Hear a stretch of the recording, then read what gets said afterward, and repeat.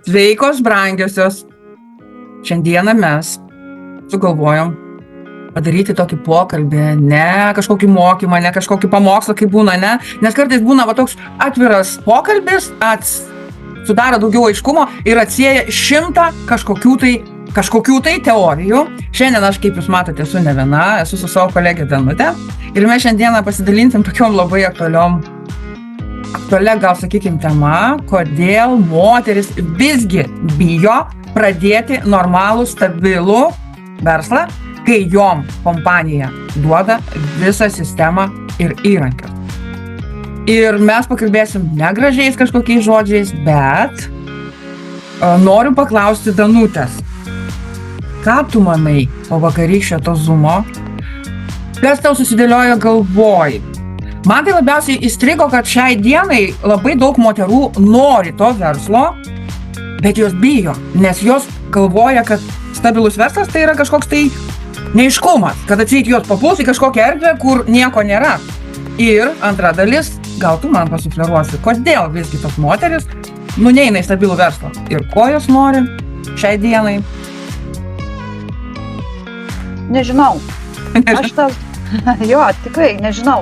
Man čia iškilo labai daug klaustukų galvoj, dabar aš sėdėčiau su kokiais 10 klaustukų ant viršugalvio ir vis mąsčiau, todėl kad vakar pažiūrėjus tą Zoomą, šiandien dar ryte pažiūrėjus tą Zoomą, pakartotinai,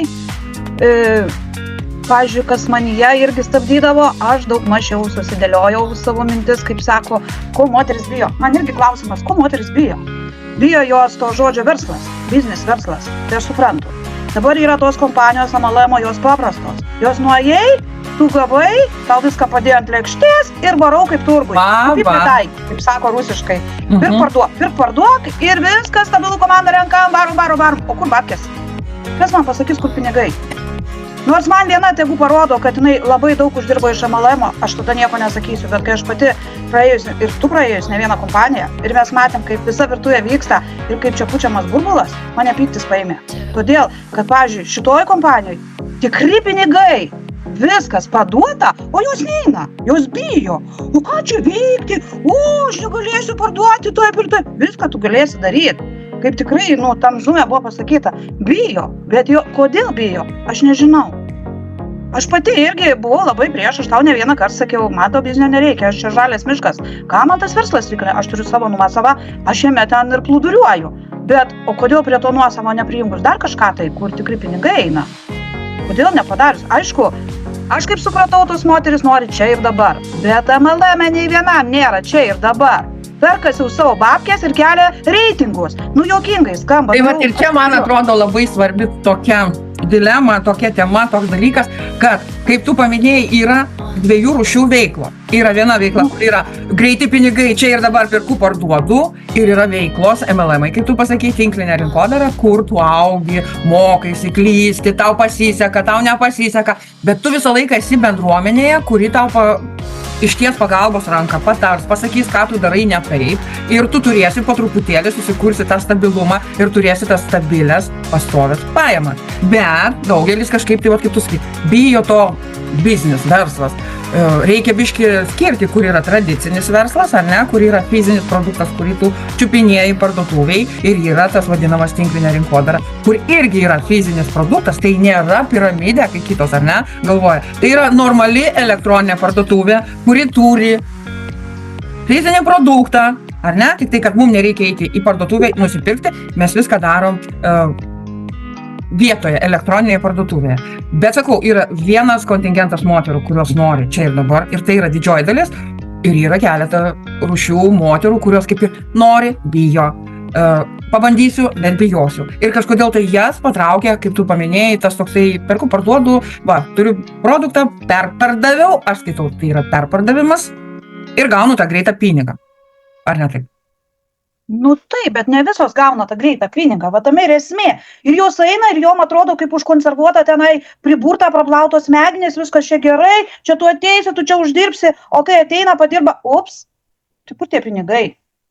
Tu varai, tas reklamas dedi, tą Facebooką šiukšlini, o kur rezultatai? Jūs manos vieną, parodykit rezultatus.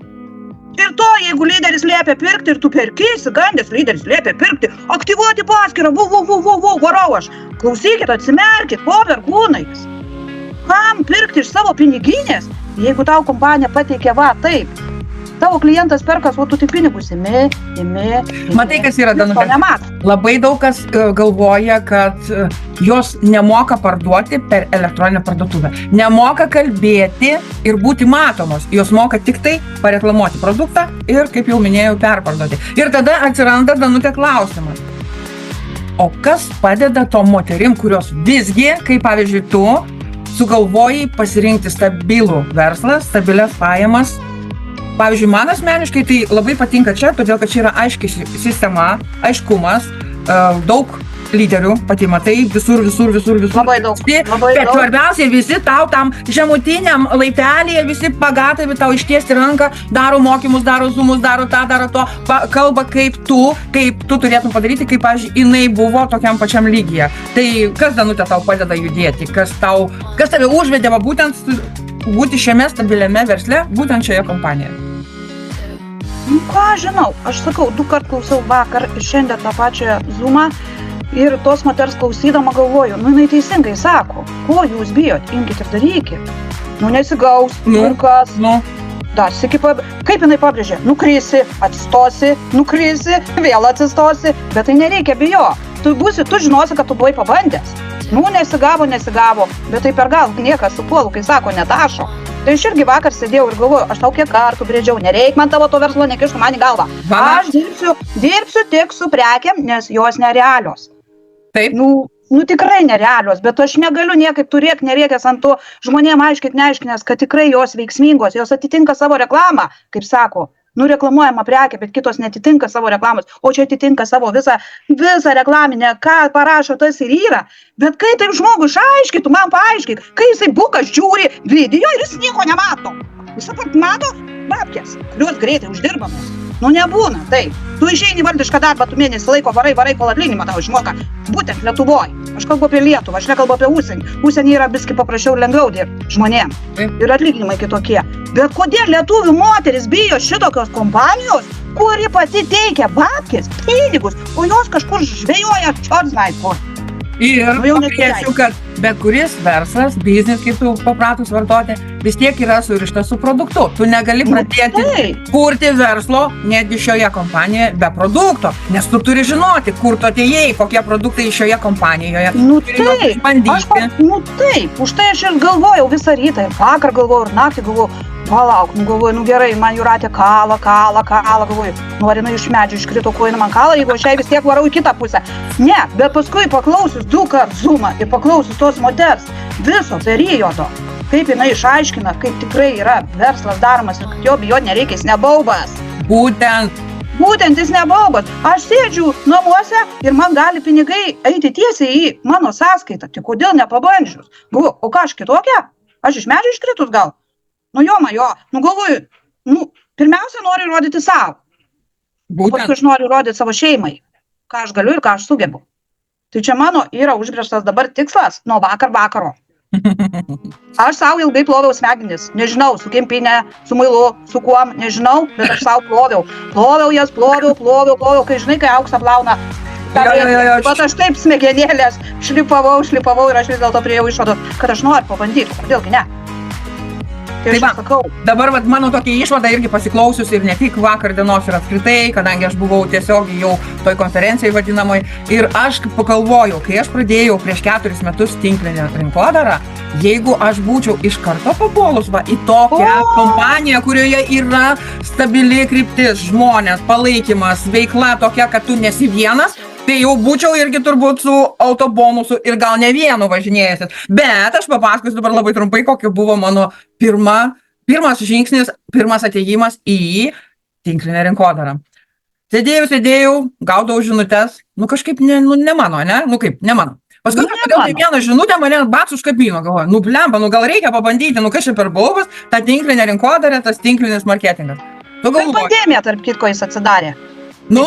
Aš jau po pandemijos, bet vis tiek, ir dabar galvoju, reikia, prisiregistruoju prie vienos kompanijos. Ir ką man sako lyderė? Ką man reikia daryti? Aš sakau, ką man reikia daryti? Tu nieko nežinai? Ne, nieko nežinau. Ką man reikia daryti? Tai Dedi 25 postus per dieną, visur. Kalbė su 5 žmonėm per dieną, visur. Nesvarbu, pažįsti. Nu, jei parduotuvę, kalbėk, kad tu dirbi tokiai kompanijai, kad tau reikia, nes visi mes plaunam galvą, visi mes plaunam dantys, visi mes ten dažomės ir valom namus. Ir opa, nu, kaip tu sakai, užsienis yra užsienio, čia yra kitaip. Nuvažiuoju, aš jau prisiregistravus prie tos kompanijos, nuvažiuoju aš į Lietuvą, nueinu aš į Maksimą, nu, man taip sakė, ir moteris pradėjo kalbėti. Nu, aš su viena moterim, nu taip, aš su viena moterim kažkaip prie kasos stovėjom, žinai, kažkaip, nu ir, žinai, kaip, bla, nu ir pradėjom kalbėti ir aš jai sakau, gal einam kavos atsigerti. Jinai tokia pasižiūrėjo mane, gerai, einam, sako, aš kaip tik norėčiau ir pyragelį kažkokį, gal sumuštinį kokį suvalgyti. Nu ir mes nueinam toj pačioj Akropolį, ne Maksimą Akropolį, bet mes su Maksimai su ją susitikom. Akropolį nueinam į kavinukę, atsisėdam, žinai, nu, aš pasipasakojau, kas aš tokia esu, kad aš lietuvaitė, kad nu, jau tik į Airiją atvažiavusi, žinai, va, ir jinai sako, nu, jinai tą man papasakojo, aš jau net nebeatsimenu, ką jinai man pasakojo, bet aš pradedu jai kalbėti apie tą vadinamą, kaip mane lyderė mokino, apie tą verslą. Jinai tokia sėdi tyli, nieko nesako, išgeria tą kavos puodelį ir man sako, jeigu tu dar vieną žodį pasakysi, aš tau iškviesiu policiją. Aš žiūriu į ją, sakau, ką? O ką aš blogo padariau? Sakau, tu man stumdai kažkokius neaiškus produktus. Tu nežinai, ar man to reikia, ar man to nereikia. Tu sakai, kad tavo produktai yra geresni už visus. Aš nuėjau, sako, į Maksimą, pasižiūrėk. Namus valysiu, valgį darysiu ir taip toliau. Dabar, sako, eisiu į drogo parduotuvę, nusipirksiu kušą, nes man šeštadienį išvyka. O tu, sako, tylėk ir niekada niekam taip nepasako. O aš jai tokia sakau, atsiprašau, bet mane taip mokino. Ir jinai pasakė, nu, blogai mokino reiškia, nereikia būti įkyriems žmonėm, kada žmogui reikės, jisai pats save pamatys. Ir va tada man toptelėjo mintis, kad mane netaisyklingai mokina. Taip, po to man čia jau ir nebepatiko ir ne dėl to, po to aš gavau pasiūlymą į kitą normalią kompaniją, palyginus su visai tom, ta irgi kompanija buvo normali, bet kadangi jinai sutvarkė kitaip tą savo veiklą, padarė nebe tinklinę rinkodarą, o padarė affiliate'ą, o ten jau nebeįdomu dirbti, nes ten nereikia komandos. Ir aš pradėjau ieškoti kažko kito ir radau šią kompaniją, kurioje tikrai kalbė, ne? Rodai save, rodai produktus, kuriuos tu vartoji ir žmonės patys tave atranda ir tau tikrai niekas policijos neiškvies. Vat buvo čia, sakau, aš kam papasakoju, vat jau iš tuo, ne? Jis sako, kaip čia dabar kaip, bet sako, tu drąsi. Nu, sakau, mane taip mokė, kad reikia eiti kalbėti su žmogum. O pasirodo, ne, žmogus pats save turi atrasti. O šitoj kompanijoje kas yra? Palaikymas, draugiškumas, bendruomenė. Ir šita veikla yra ne pirk parduok ir negreiti pinigai per vieną naktį, kaip aš labai mėgstu tą frazę vartoti, bet tai yra stabilumas, pabiški ir tikrai gali susikurti tą verslą. Taip, čia sako, rimtas verslas. Tai čia yra rimtas verslas, čia nėra, žinai, kažko. Atėjau, prisirinkau ten komandos ir važiuoju. Ne, čia kitaip biskutį. Čia rimčiau, kaip aš sakau, čia viskai rimčiau. Čia yra labai rimtai ir aš tik tai vieną noriu įteikti, kurios mus žiūrės, kurios mus išgirs.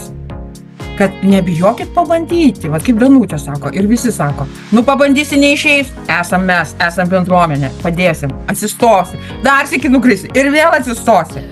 Bet nuo to savo, ką tu darai, jau tu gausi pajamos, nuo kurių tu kaifuosi ir norėsi kuo toliau eiti ir jeigu tu nukrisi, vis norėsi stotis. Ir trečią kartą tu jau nebenukrisi, tu jau pakilsi laipteliu ir tada pasakysi, va čia aš radau save. Ir jeigu... Tarp kitko, teisingai, tu sakai, gale, kur prancūzė kalbėjo, tai prancūzė ir sakė, galite iš pašalies ateiti pažiūrėti jų į tą bendruomenę ir nuspręsit, ar jums reikia ar nereikia. Taip, tokiel ir yra tie Telegram kanalai, jie nėra pririšti prie būtent kompanijų. Jeigu tau, vat, pavyzdžiui, dabar, ne, jeigu vat, kažkas žiūri ir kažkam įdomu ir sako, aš bijau registruotis, aš bijau iš visos tinklinės rinkodaros, nes kažkada tai aš ten apdegiau, kažką buvo ne taip. O dabar mane pridėk prie kažkokio tai kanalo, kur aš matyčiau visą tai iš vidaus. Ir dėl to va čia ir yra ta bendruomenė, kad žmogus, kai jau papuola tenais, jau jisai taip nebebijo, nes visi žmonės pasakoja iš savęs, kaip kas, kur ir dėl ko. Tai sakau, jeigu jūs dabar klausotės ir galvojat, nu ką čia tas dvi bobelas, nei jos kažką supranta toj tinklinė rinkodara, nei jos ten kažką tai, tada ir nebesiklausykit mūsų toliau, iš vis nebestebėkit mumis. Bet jeigu tau tikrai įdomu ir tu, pavyzdžiui, bijai, tada tikrai to verta kreiptis į mane, į Danutę, arba dar į kažką tai, kurie dirba šioje kompanijoje. O kompanija yra nereali, tai yra tarptautinė Greenway Global kompanija, kurioje tikrai galima susidaryti savo stabilų verslą, po truputėlį, kaip aš sakau, step by step. Laiptelis po laiptelio. Kompanija tikrai yra dosni. ir užmokesčių, ir bonusais, ir visokiom veiklom. Kelionių yra, aš kiek mačiau. Taip. Tik tai reikia nebijoti. Paprasčiausia, moteris Lietuvoje gyvenančios bijo. Ta žodžio prasme, galiu pasakyti, jos bijo. Ir jos bijo, O kodėl? Vat nežinau, tai O aš tau pasakysiu. Todėl, kad buvo, tu pati žinai, prisimeni, pas mane buvo atėjęs mergaitė į komandą, tiksliau norėjo ateiti į komandą.